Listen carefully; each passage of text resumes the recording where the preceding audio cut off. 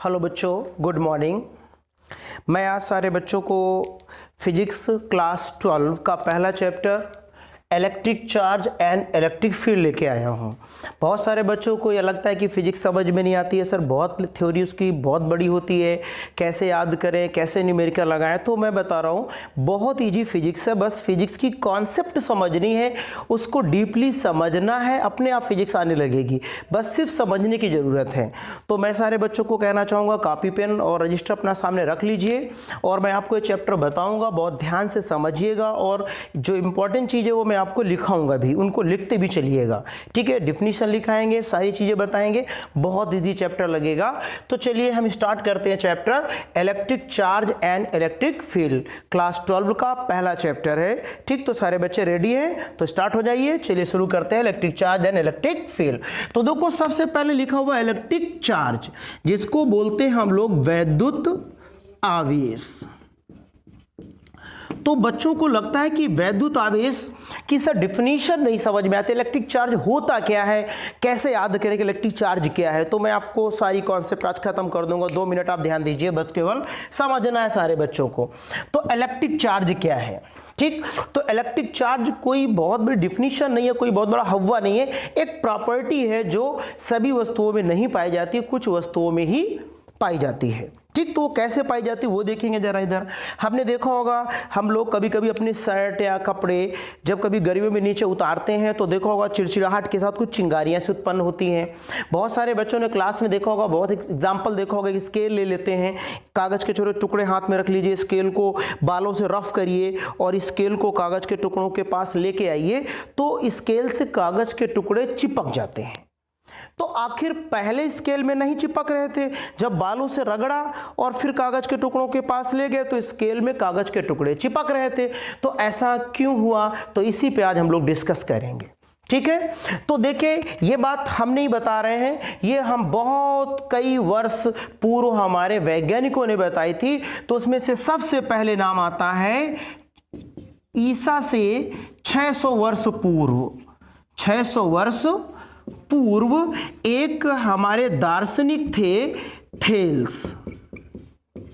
कौन थे? ग्रीक देश के थे ये। कौन? थेल्स।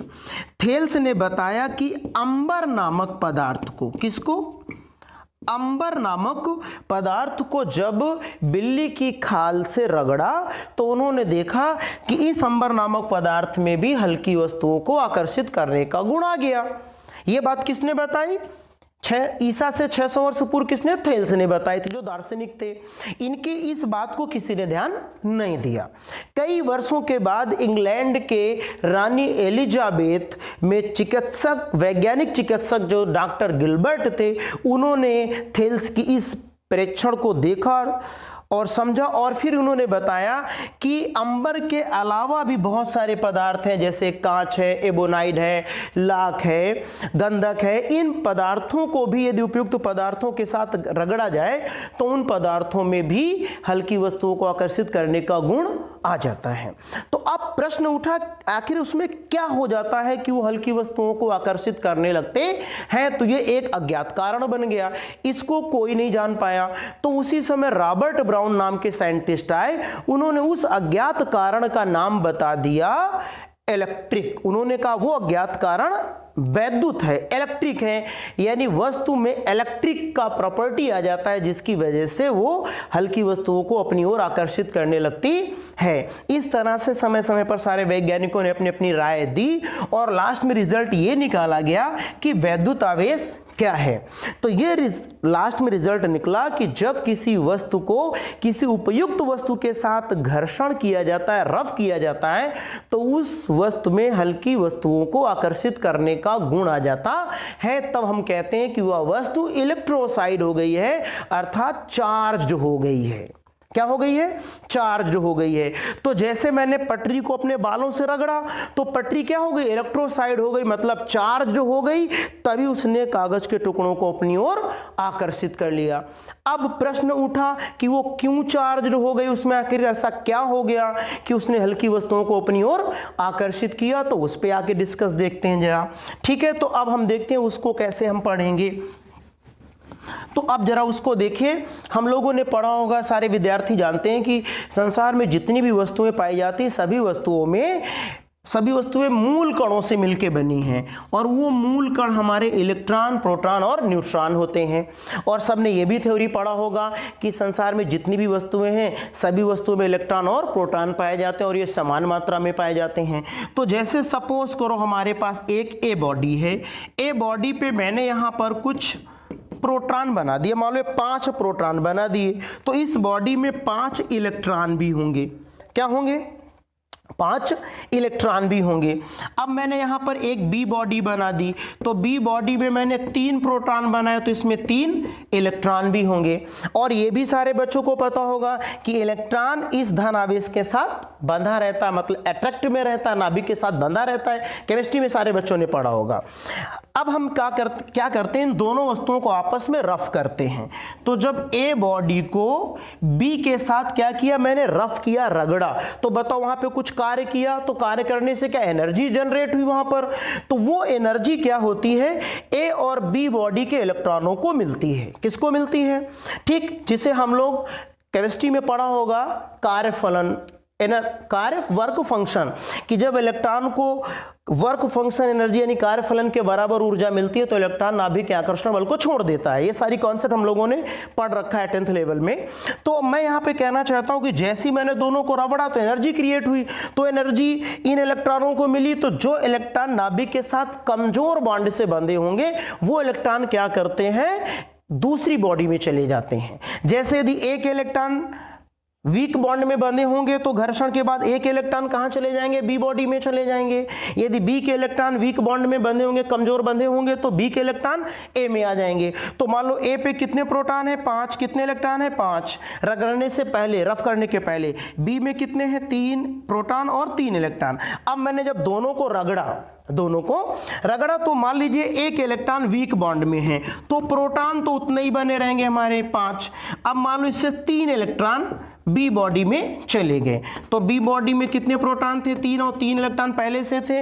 तो बताओ ए बॉडी के कितने इलेक्ट्रॉन चले गए, 3 इलेक्ट्रॉन। तो रफ किया, रफ करने के बाद जब दोनों को अलग किया तो हमने क्या देखा कि ए बॉडी के 3 इलेक्ट्रॉन बी बॉडी में चले गए। तो अब जरा देखिए ए बॉडी में रफ करने के बाद कितने प्रोटॉन है, 5। इलेक्ट्रॉन कितने हैं, 2। तो 2 इलेक्ट्रॉन 2 प्रोटॉनों को क्या करेंगे, डिस्ट्रॉय कर देंगे।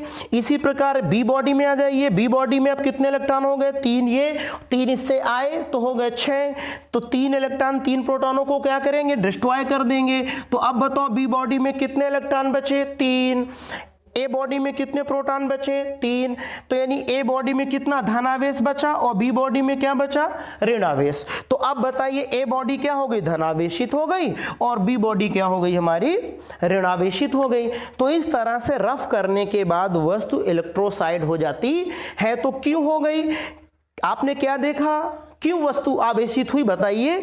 तो मेन कारण कौन था, इलेक्ट्रॉन, मूल कण कौन, इलेक्ट्रॉन का स्थानांतरण।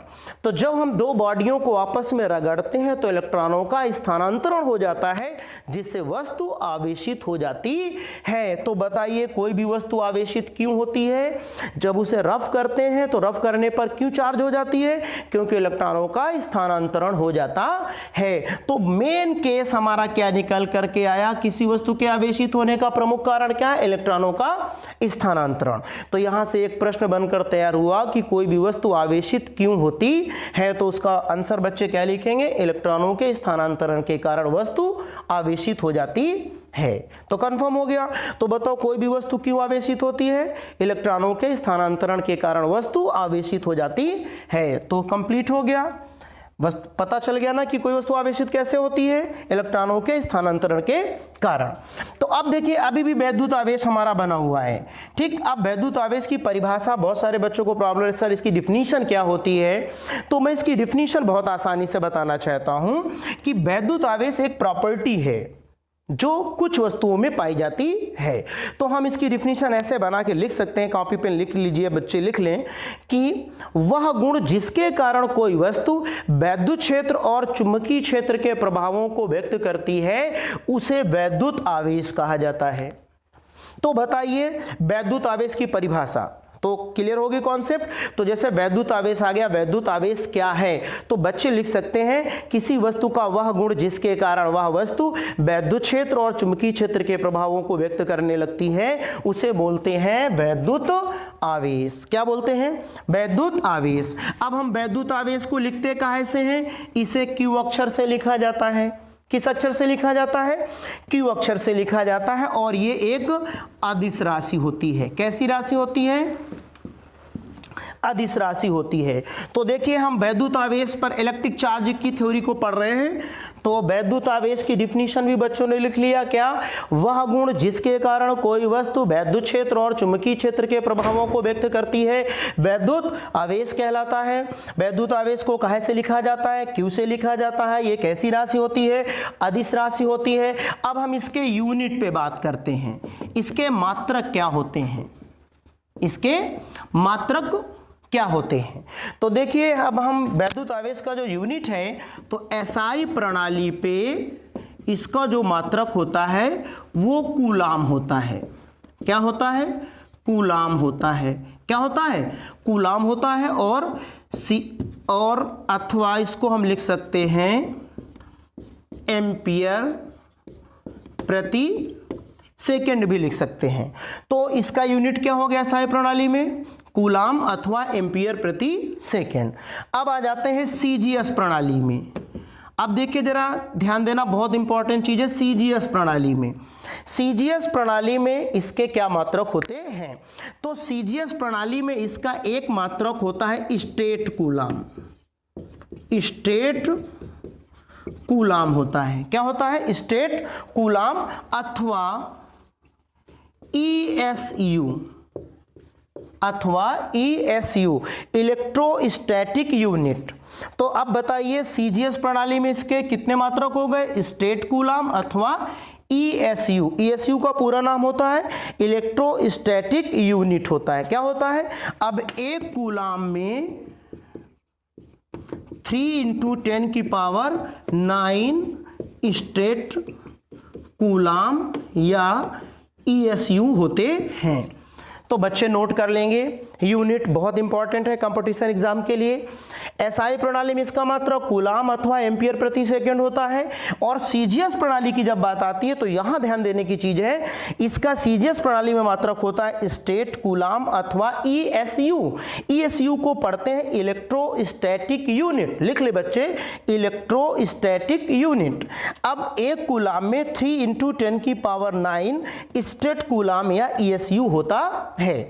अब देखिए, डिफिनीशन हमारी कहती है कि वह प्रॉपर्टी जिसकी वजह से कोई वस्तु वैद्युत क्षेत्र और चुंबकीय क्षेत्र के प्रभावों को व्यक्त करती है, उसे वैद्युत आवेश कहते हैं। तो अब हमारा, यदि मैं चुंबकीय क्षेत्र के टर्म्स में बात करता हूं, चुंबकीय क्षेत्र के टर्म्स में बात करता हूं, तो सीजीएस प्रणाली में इसका मात्रक होता है EMU इलेक्ट्रोमैग्नेटिक यूनिट। और ये भी सीजीएस प्रणाली में इसका मात्रक होता है क्या? EMU electromagnetic unit. अथवा इसको दूसरा कहते हैं एब कूलाम। एब कूलाम। क्या बोलते हैं? एब कूलाम। EMU या एब कूलाम। अब हमारा एक कूलाम बराबर होता है, एक कूलाम बराबर होता है 1/10 EMU या एब कूलाम। तो इस तरह से हम लोगों ने वैद्युत आवेश के यूनिट देखे। तो एसआई प्रणाली में मात्रक क्या होता है? नोट कर ले बच्चे, कूलाम अथवा एम्पियर प्रति सेकेंड। सीजीएस प्रणाली में इसके दो मात्रक निकाल आते हैं। यदि हम इलेक्ट्रिक फील्ड के टर्म्स में बात करते हैं तो इसका स्टेट कूलाम अथवा ESU होता है। एक कूलाम में 3 × 10⁹ स्टेट कूलाम या ESU होते हैं। और यदि मैग्नेटिक फील्ड के टर्म्स में बात करते हैं तो सीजीएस प्रणाली में इसका मात्रक होता है EMU इलेक्ट्रोमैग्नेटिक यूनिट अथवा एब कूलाम। और एक कूलाम बराबर 1/10 EMU होते हैं। तो ये मात्रकों की बात थी। अब मैं आपको बता दूं, वैद्युत आवेश का जो नाम था वो फ्रैंकलिन नामक एक साइंटिस्ट ने दिया था। किसने? फ्रैंकलिन। ये अमेरिकन वैज्ञानिक थे, फ्रैंकलिन, बेंजामिन फ्रैंकलिन। ठीक। और अभी आपने देखा कि जब किसी बॉडी को रफ किया जाता है तो बॉडी आवेशित क्यों होती है? क्योंकि उसमें इलेक्ट्रॉन स्थानांतरित हो जाते हैं। यह बात बताई थी फैराडे ने। किसने बताई थी? फैराडे ने बताए थे। अभी मैं इन पे डिस्कस करूंगा चल के आगे। तो मैं सबसे पहले यूनिट की बात कर रहा था, जो 1 नंबर का यूनिट है। किसी भी एयरफोर्स, नेवी, आप इंटरमीडिएट के एग्जाम में कहीं पर भी यदि यूनिट आता तो कोई बच्चा ये नहीं कहेगा सर मुझे यूनिट नहीं आया। तो मैं यूनिट की बात कर रहा था। तो देखो फ्रैंकलिन ने क्या बताया? चार्ज का नाम रखा था, तो इसलिए इन वैज्ञानिक का नाम काफी फेमस हुआ। और फैराडे ने यह बात बताई कि इलेक्ट्रॉनों का स्थानांतरण जब हो जाता है तो वस्तु आवेशित हो जाती है। तो इन दोनों वैज्ञानिकों के नाम पर भी इलेक्ट्रिक चार्ज के यूनिट रखे गए। तो जो फ्रैंकलिन है ये इलेक्ट्रिक चार्ज का सबसे छोटा मात्रक होता है। बहुत इंपॉर्टेंट क्वेश्चन निकला यहां से। फ्रैंकलिन क्या है? इलेक्ट्रिक चार्ज का सबसे छोटा मात्रक। और फैराडे क्या है? फैराडे इलेक्ट्रिक चार्ज का सबसे बड़ा मात्रक होता है। क्या होता है? सबसे बड़ा मात्रक होता है। तो इस तरह से हम लोगों ने इलेक्ट्रिक चार्ज पर काफी फोकस कर लिया। तो देखिए एक बार मैं रिमाइंड कर दूं, जिन बच्चों ने नहीं लिखा होगा कॉपी पेन में दोबारा लिख लें। इलेक्ट्रिक चार्ज क्या होता है? वैद्युत आवेश की डिफिनीशन मैंने बोला, वह प्रॉपर्टी यानी वह गुण जिसके कारण कोई वस्तु वैद्युत अथवा चुंबकीय क्षेत्र के प्रभावों को व्यक्त करती है, वैद्युत आवेश कहलाता है। इसे Q से लिखा जाता है या एक अदिश राशि होती है। अब इसके मात्रकों की बात करते हैं। SI या MKS प्रणाली में इसका मात्रक कूलाम अथवा एम्पियर प्रति सेकंड होता है। CGS प्रणाली में यदि मैं इलेक्ट्रिक फील्ड की बात करता हूं तो स्टेट कूलाम अथवा ESU होता है। एक कूलाम में 3 × 10⁹ स्टेट कूलाम या ESU होते हैं। यदि मैं मैग्नेटिक फील्ड के टर्म्स में बात करता हूं तो चुंबकीय क्षेत्र के टर्म्स में बात करते हैं तो इसका मात्रक CGS प्रणाली में EMU अथवा एब कूलाम होता है। और एक कूलाम में 1/10 EMU या एब कूलाम होते हैं। और फ्रैंकलिन इसका सबसे छोटा मात्रक होता है और फैराडे इसका सबसे बड़ा मात्रक होता है। तो इस तरह से हम लोगों ने यूनिट पढ़ लिया और इलेक्ट्रिक चार्ज के बारे में जानकारी पढ़ी। तो अब जैसे आपसे आ जाता है कि कोई भी वस्तु आवेशित क्यों होती है, तो उसका मुख्य कारण क्या है? इलेक्ट्रॉनों का स्थानांतरण। क्या है? इलेक्ट्रॉनों का स्थानांतरण। तो हमने यहाँ पे 3 चीजें पढ़ी। पूरी थ्योरी पढ़ने के बाद 3 रिजल्ट निकल करके आते हैं। इलेक्ट्रिक चार्ज क्या होता है उसकी डिफिनीशन हो गई। इलेक्ट्रिक चार्ज कैसी राशि है? स्केलर राशि है, ये भी कंफर्म हो गया। SI यूनिट क्या होता है? MKS यूनिट क्या होता है? ये भी क्लियर हो गया। CGS प्रणाली में इसके क्या यूनिट होते हैं? ये भी हो गया। इसके बाद इसका सबसे छोटा मात्रक क्या होता है? ये भी आपने पढ़ा। इसका सबसे बड़ा मात्रक क्या होता है? ये भी आपने पढ़ा। अब हम इसमें और आगे थोड़ा सा डिटेल से पढ़ते हैं। ठीक। अब जब इलेक्ट्रिक चार्ज क्लियर हो गया तो अब types of electric charge. Types of electric charge. हमारा जो इलेक्ट्रिक चार्ज है ये कितने प्रकार का होता है? ठीक। तो इस बात को बताया था अमेरिकन वैज्ञानिक बेंजामिन फ्रैंकलिन ने। उन्होंने बताया था कि इलेक्ट्रिक चार्ज हमारा 2 प्रकार का होता है। एक हमारा पॉजिटिव चार्ज और एक होता है हमारा निगेटिव चार्ज। धनात्मक और ऋणात्मक चार्ज। कैसा? पॉजिटिव चार्ज और ऋणात्मक चार्ज। ये सारे बच्चों को पता होगा। तो आवेश कितने प्रकार का होता है? 2 प्रकार का होता है, धन आवेश और ऋण आवेश। ठीक। इसके बाद ये भी इन्होंने बताया कि धन आवेशों में प्रतिकर्षण और विपरीत आवेशों में आकर्षण बल कार्य करता है। यदि मैं 2 प्लस चार्ज एक दूसरे से समीप रख दूंगा तो इन दोनों में रिपेल होगा, मतलब प्रतिकर्षण होता है, अर्थात दोनों एक दूसरे से दूर हटते हैं। और यदि मैं एक प्लस चार्ज और एक माइनस चार्ज ले लूं तो इन दोनों में क्या होता है? आपस में अट्रैक्शन होता है। यानी ये अनलाइक चार्ज है। अनलाइक चार्जों में क्या होता है? अट्रैक्शन। और सिमिलर चार्जों में क्या होता है? रिपेल फोर्स लगता है, मतलब एक दूसरे से दूर हटते हैं। तो टाइप्स ऑफ इलेक्ट्रिक चार्ज कितने होते हैं? 2 होते हैं। कौन कौन से? पॉजिटिव चार्ज और नेगेटिव चार्ज। मैं इनको डायरेक्टली मैंने लिखा दिया, इनका पूरा डिटेल नहीं बताया। एक्सपेरिमेंट कराते कि कांच की छड़ को लटकाया गया है, रिपेल हो रही है, अट्रैक्शन, तो बहुत बड़ा हो जाएगा वीडियो, इसलिए आप इनको ऐसे कॉमन याद रखेंगे। ठीक है। तो ये इलेक्ट्रिक चार्ज हो गया। अब देखिए बहुत सारे चीजें हैं जो एग्जाम में बहुत ज्यादा पूछी जाती है, तो वो देखिए। तो सबसे पहले आता है कि हमारा आवेश का क्वांटम सिद्धांत क्या होता है। आवेश का क्वांटम सिद्धांत, आवेश का क्वांटम सिद्धांत। तो आपको मैं बता रहा हूं इलेक्ट्रॉन का जो आवेश होता है वो सबसे सूक्ष्म मात्रा मानी गई है, उसकी सबसे सूक्ष्म मात्रा इलेक्ट्रॉन के आवेश की होती है।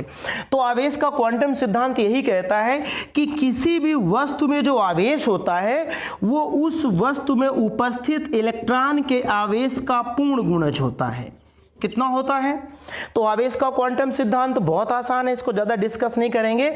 आवेश का क्वांटम सिद्धांत ये बताता है कि जो भी वस्तु आवेशित है, कोई भी वस्तु हो, यदि वो आवेशित है तो उसमें जो आवेश होगा वो उसमें उपस्थित न्यूनतम आवेश की इकाई का पूर्ण गुणज होता है, और न्यूनतम आवेश की इकाई स्मॉल ई यानी इलेक्ट्रॉन के आवेश को माना जाता है। तो आवेश का क्वांटम सिद्धांत क्या है?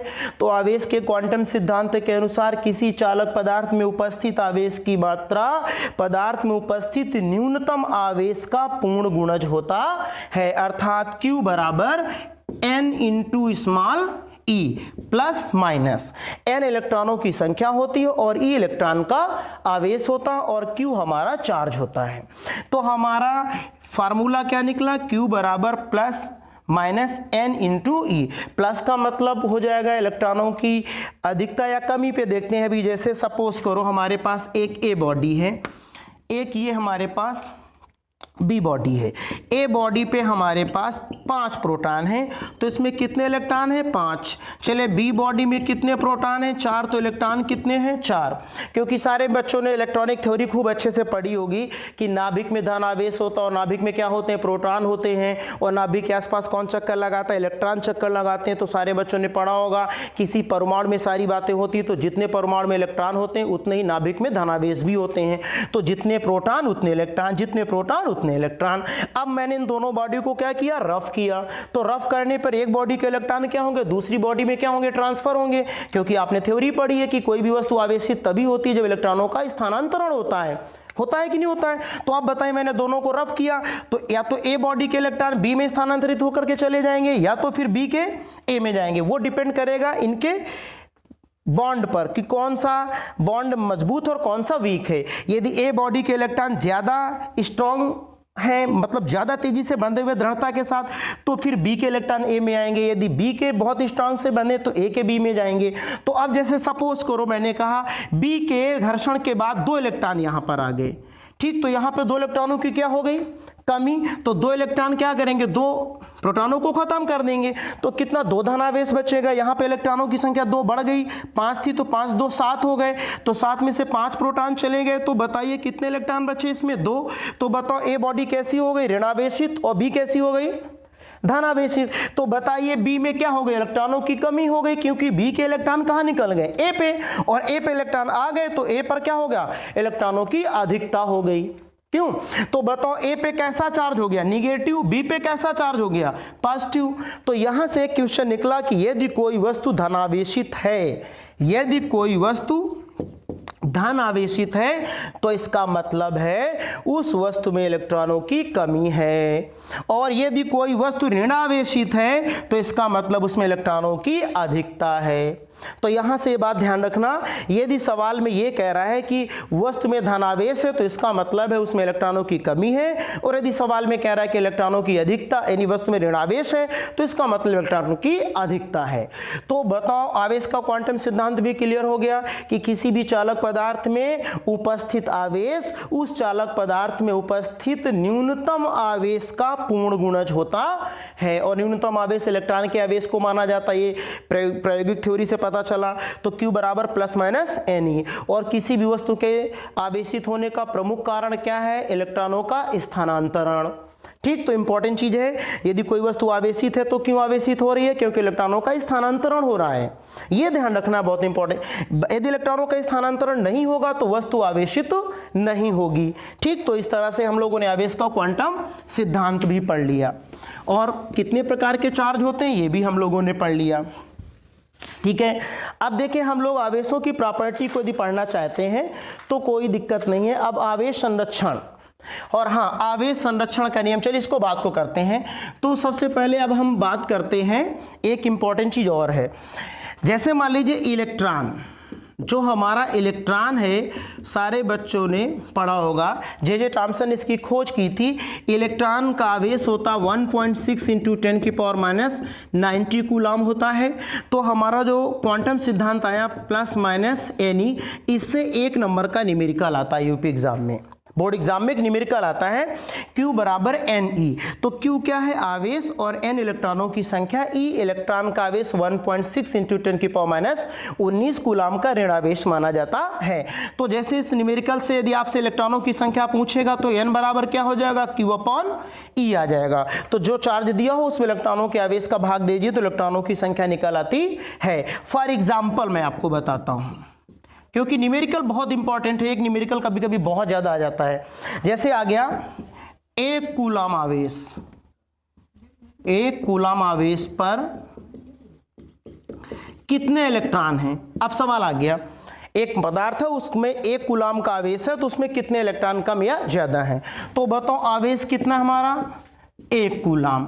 तो Q की वैल्यू कितनी हो गई? 1 कूलाम। अब इलेक्ट्रॉनों की संख्या बताना है तो N बराबर Q अपॉन E। Q की वैल्यू 1/1.6 इंटू 10⁻19। इसको ऊपर लेके जाओ तो 10 की पावर हो गया 19, फिर नीचे 1.6, इसका पॉइंट हटाइए, ऊपर 10 आ गया, 10/16 इंटू 10 की पावर 19। 2 से के 2 8 जा 16, 2 5 जा 8 से काटिए, पॉइंट लगाइए,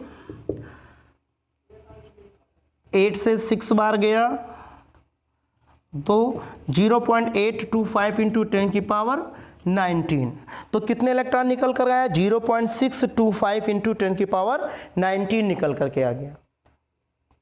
ठीक, अब इसको और यदि कोटिमान में लिखना चाहते हैं तो हम पॉइंट हटाना चाहते हैं, 0.625 इंटू 10 की पावर 19। तो इसमें 10 का मल्टीपल, 10 का डिवीज़न किया तो देखिए यहाँ से A1 2 3, तो यहाँ पे 3 0 हमने बढ़ा लिए।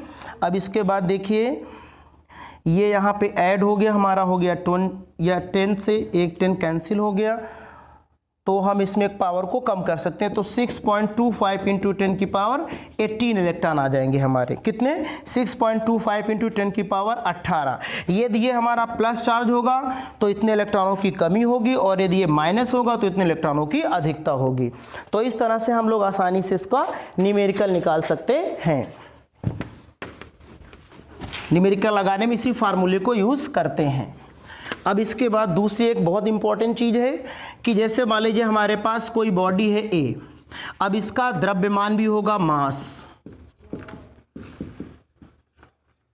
यदि बॉडी में मान लीजिए हमारे पास ये प्रोटॉन है 4 और मैंने 4 यहाँ पे इलेक्ट्रॉन बना दिए, यदि इस बॉडी से 2 इलेक्ट्रॉन बाहर निकल जाते तो क्या इसके द्रव्यमान में इफेक्ट पड़ेगा?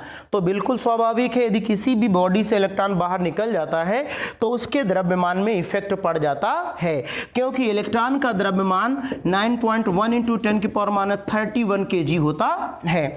तो याद रखेंगे कि यदि किसी वस्तु में आवेश है तो उसमें द्रव्यमान अवश्य होगा। क्यों? क्योंकि बगैर द्रव्यमान के आवेश का होना असंभव है। तो यदि किसी बॉडी से इलेक्ट्रॉन बाहर निकलते हैं तो उसके द्रव्यमान में कमी आ जाती है, और यदि इलेक्ट्रॉन बॉडी में आ गए तो उसके द्रव्यमान में बढ़ोतरी हो जाती है। लेकिन ये कमी या बढ़ोतरी बहुत ही मिनिमम होती है, जिसकी उपेक्षा कर दी जाती है न्यूमेरिकल लगाने में। ठीक, तो अब हम यहाँ पर द्रव्यमान और आवेश पर थोड़ा सा एक क्वेश्चन कभी कभी बन जाता है। द्रव्यमान तथा आवेश, इनमें क्या अंतर होता है, इस पे थोड़ा सा डिस्कस कर लेते हैं कि आवेश और द्रव्यमान में क्या अंतर है। तो देखिए जरा, बहुत सारे छोटे छोटे स्टेप्स हैं, उनको बस सिर्फ समझना है आपको। सारे बच्चों ने द्रव्यमान पढ़ा होगा, ये फंडामेंटल क्वांटिटी होती है। कैसी होती है? यानी मूल राशि होती है। कैसी राशि होती है? मूल राशि होती है, मतलब ये किसी पे डिपेंड नहीं करती है। तो बताओ द्रव्यमान कैसी है? मूल राशि होती है। और आवेश आपने पढ़ा है Q बराबर होता है I/T। तो बताइए I धारा और T क्या है? समय। यदि हमें I और T की वैल्यू दी जाए तभी तो हम आवेश बता पाएंगे। तो ये हमारी डिराइव क्वांटिटी हो गई, यानी व्युत्पन्न राशि हो गई। क्या हो गई? व्युत्पन्न राशि हो गई। तो पहला अंतर समझ में आ गया सारे बच्चों को। द्रव्यमान कैसी राशि होती है? मूल राशि होती है। और आवेश कैसी राशि होती है? व्युत्पन्न राशि होती है। ये सबको पता हो गया होगा। दूसरी चीज आप जरा देखिए, हमारा जो द्रव्यमान है ये सिर्फ और सिर्फ पॉजिटिव होता है। कैसा, धनात्मक होता है। और जो हमारा आवेश है ये धनात्मक भी होता है और ऋणात्मक भी होता है।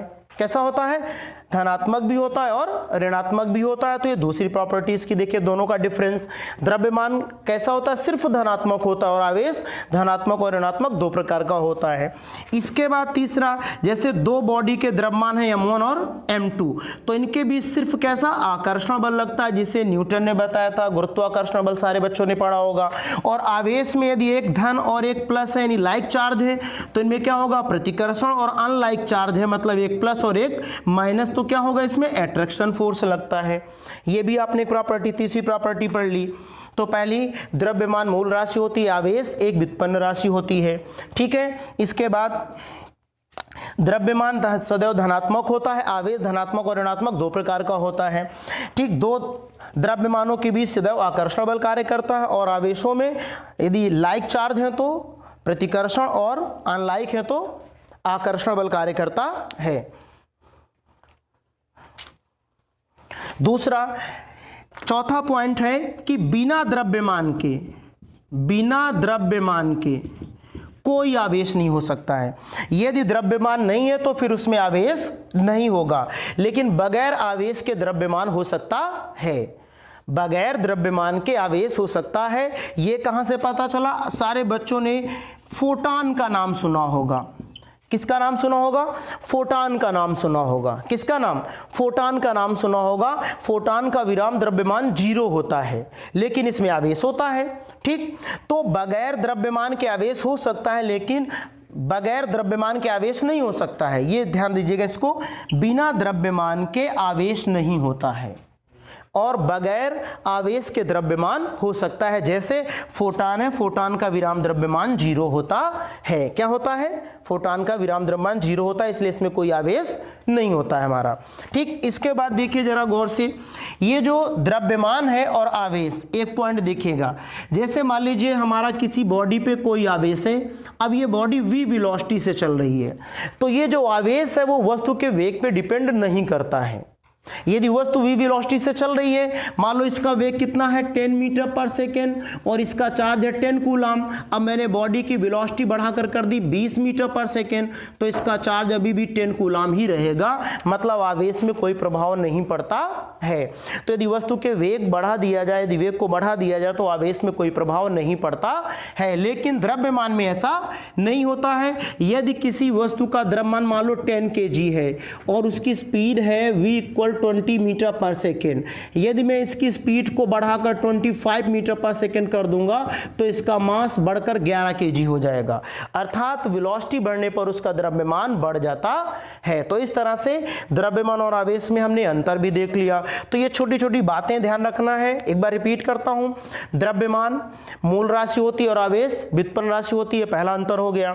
दूसरा, द्रव्यमान सदैव धनात्मक होता है, ठीक, और आवेश धनात्मक और ऋणात्मक दो प्रकार का होता है। दूसरा, दो द्रव्यमानों के बीच सदैव आकर्षण बल कार्य करता है और दो आवेशों में आकर्षण और प्रतिकर्षण दोनों प्रकार का बल कार्य करता है।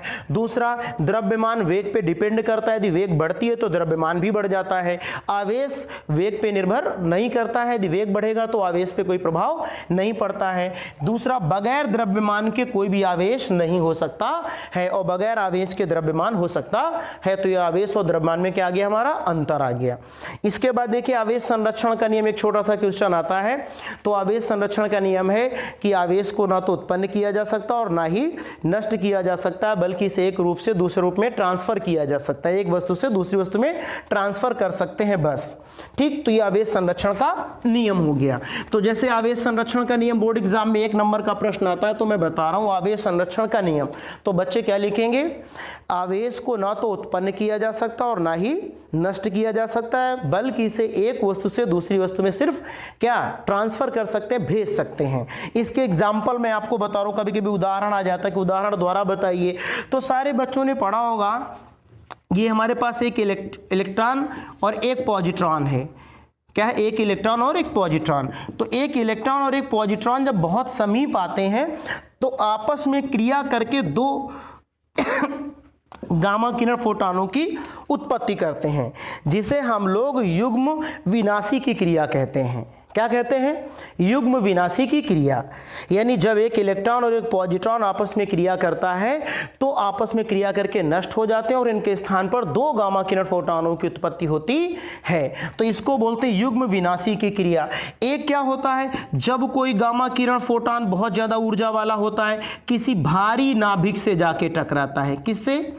किसी भारी नाभिक से जाके टकराता है तो नाभिक द्वारा अवशोषित कर लिया जाता है और नाभिक इसकी ऊर्जा से एक इलेक्ट्रॉन और एक पॉजिट्रॉन की उत्पत्ति करती है, जिसे युग्म उत्पादन की क्रिया कहते हैं। युग्म उत्पादन, ये क्या हो गया? युग्म विनाशी। ठीक, तो देखिए दोनों एग्जाम्पल को देखिएगा जरा गौर से। ये उस हमारे आवेश संरक्षण के नियम के एग्जाम्पल हैं।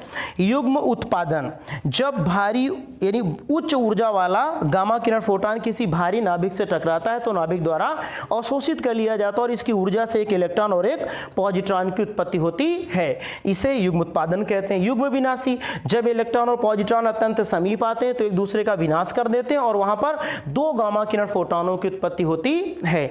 तो देखो यहाँ पे अब उस आवेश संरक्षण का एग्जाम्पल कैसे हुआ? यहाँ पे गामा किरण का टकराने के पहले जो इसका आवेश था वो जीरो था और टकराने के बाद इलेक्ट्रॉन और पॉजिट्रॉन का आवेश देखा गया वो भी जीरो पाया गया। तो पहले भी इसका आवेश कितना था? जीरो। और जब भारी नाभिक से टकराया, टकराने के बाद क्या एक इलेक्ट्रॉन और एक पॉजिट्रॉन बने तो इसमें ऋणात्मक आवेश और इसमें धनात्मक आवेश, तो इन दोनों का टोटल आवेश कितना हो गया? जीरो। तो बताओ टकराने के पहले भी गामा किरण फोटॉन का कुल आवेश कितना था? जीरो। टकराने के बाद भी कितना कुल आवेश मिला? जीरो। तो आवेश संरक्षण का नियम हो गया कि नहीं? आवेश चेंज हुआ? कहीं नहीं चेंज हुआ। ठीक, तो युग्म उत्पादन की क्रिया आप एग्जाम्पल में लिख सकते हैं। इसी प्रकार युग्म विनाशी की क्रिया में भी टकराने के पूर्व इलेक्ट्रॉन और पॉजिट्रॉन का टोटल आवेश कितना होगा? जीरो। और बाद को जब दो गामा किरण फोटॉन निकलते हैं तो इनका भी टोटल आवेश कितना होता है? जीरो होता है, क्योंकि आपने गामा किरण फोटॉन पढ़ा होगा, आवेश रहित कण होता है। ठीक, तो ये हमारे थे आवेश संरक्षण के एग्जाम्पल। तो आवेश संरक्षण क्या होता है? आवेश को ना तो उत्पन्न किया जा सकता और ना ही नष्ट किया जा सकता है, बल्कि इसका स्थानांतरण हो जाता है एक वस्तु से दूसरी वस्तु में। ठीक, इसके एग्जाम्पल क्या है? युग्म विनाशी क्या है? जब इलेक्ट्रॉन पॉजिट्रॉन आपस में क्रिया करते हैं तो दो गामा किरण फोटॉन निकलते हैं। ठीक, तो इलेक्ट्रॉन पॉजिट्रॉन की क्रिया करने के पहले का टोटल चार्ज जीरो और दोनों गामा किरण फोटॉनों का भी टोटल चार्ज जीरो। युग्म उत्पादन में जब कोई ऊर्जित गामा किरण फोटॉन किसी भारी नाभिक से टकराता है तो इलेक्ट्रॉन और पॉजिट्रॉन की उत्पत्ति करता है। तो टकराने के पहले गामा किरण फोटॉन की टोटल ऊर्जा होती आवेश जीरो होता है और इलेक्ट्रॉन और पॉजिट्रॉन जो उत्पन्न होते हैं बाद को, इनका भी टोटल आवेश जीरो होता है। तो ये हमारे क्या हो गए? एग्जाम्पल हो गए।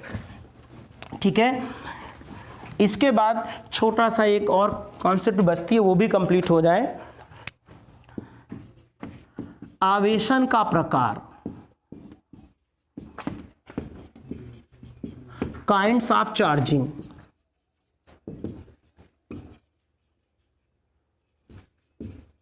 काइंड्स ऑफ चार्जिंग, तो किसी भी वस्तु को कितने प्रकार से आवेशित किया जा सकता है?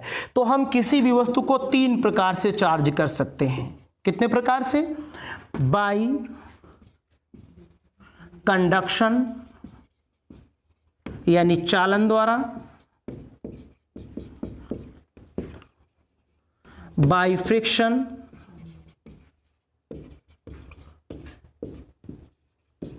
घर्षण द्वारा, बाय इंडक्शन।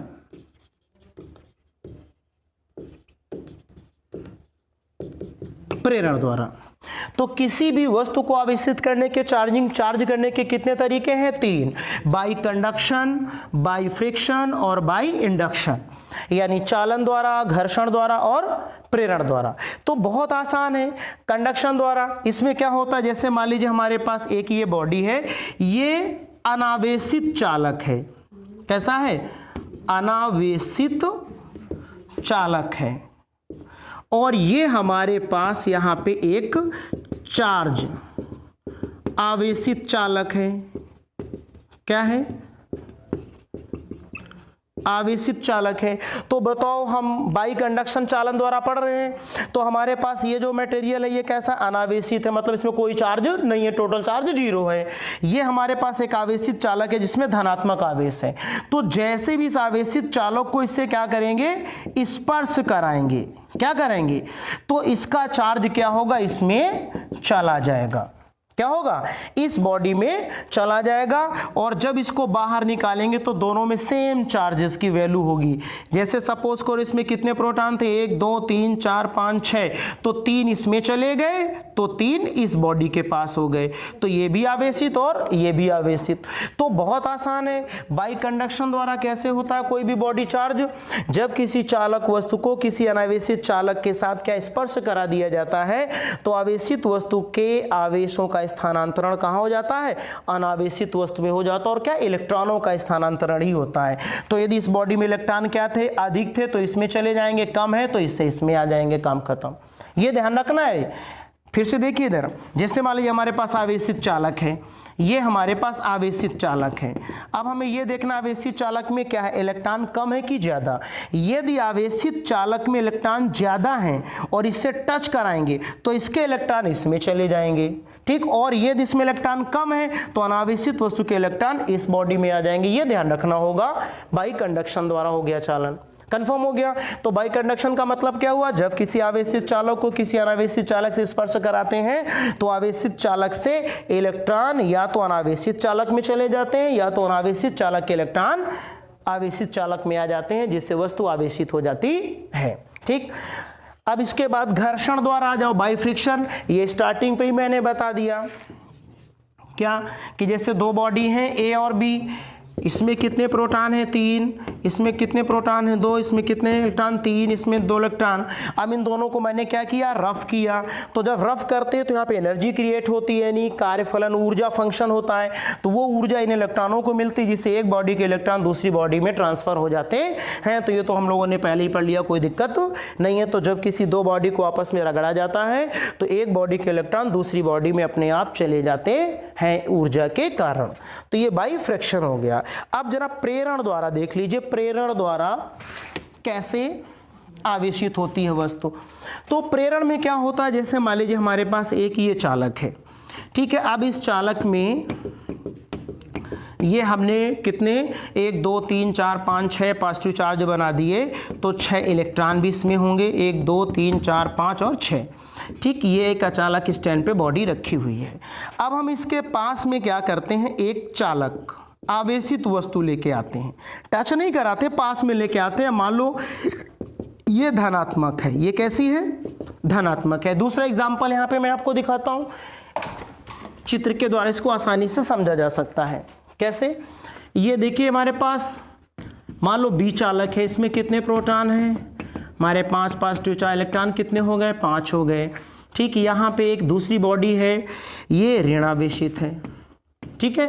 तो देखो यहाँ पर ए चालक के पास हम धनावेशित चालक लेके जा रहे हैं आवेशित, और बी के पास ऋणावेशित वस्तु लेके जा रहे हैं। तो जैसे इसके पास धनावेशित चालक लेके जाएंगे, समीप लेके जाएंगे, तो क्या होगा कि ए चालक में जितने भी इलेक्ट्रॉन होंगे सारे के सारे इलेक्ट्रॉन इस पॉजिटिव चार्ज की ओर अट्रैक्ट हो जाएंगे। तो 5 इलेक्ट्रॉन थे, तो 5 इलेक्ट्रॉन देखिए 1 2 3 4 5 इसकी ओर अट्रैक्ट हो गए, और बचा धन। तो धन को ये चार्ज क्या करता है, रिपेल कर देता है। तो धन चार्ज हमारे चालक के दूसरे सिरे पे चले जाते हैं।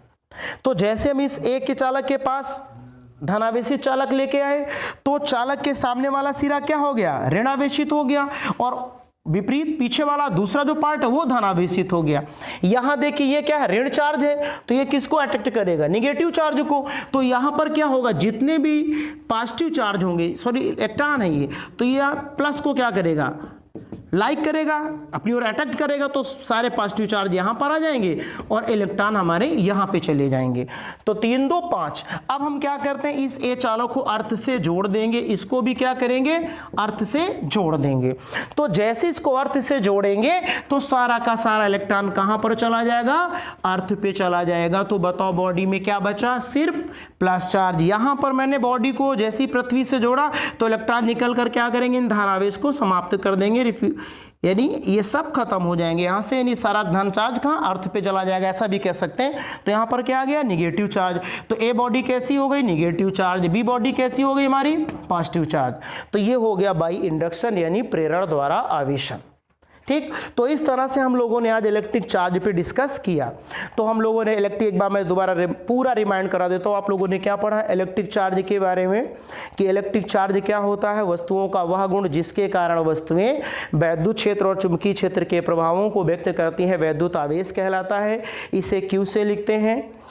इसका मात्रक आपने पढ़ा, एसआई प्रणाली में, सीजीएस प्रणाली में तो पूरी थ्योरी पढ़ी। और हाँ, इसका विमीय सूत्र छूट रहा था, विमीय सूत्र तो बहुत आसान है। Q बराबर क्या होता है, I अपॉन टी। आई क्या है, एम्पियर, सारे बच्चों को पता है। ए समय का होता है टी, टी को ऊपर लेके जाओ, ए टी की पावर -1। तो ये इसका डायमेंशन फार्मूला भी निकल कर आ गया। तो इस तरह से हम लोगों ने इस वीडियो में इलेक्ट्रिक चार्ज पर काफ़ी डिस्कस किया और सारे बच्चों ने सारे नोट्स बना भी लिए होंगे। ठीक है, और अगले वीडियो में हम आपको इलेक्ट्रिक चार्ज के आगे कूलॉम्स लॉ पे डिस्कस करेंगे। कूलॉम्स लॉ के बारे में पूरा डिटेल चलेगा। ठीक है, तो बच्चों को वीडियो कैसा लगा होगा लाइक करके ज़रूर बताएं हमें। नमस्कार।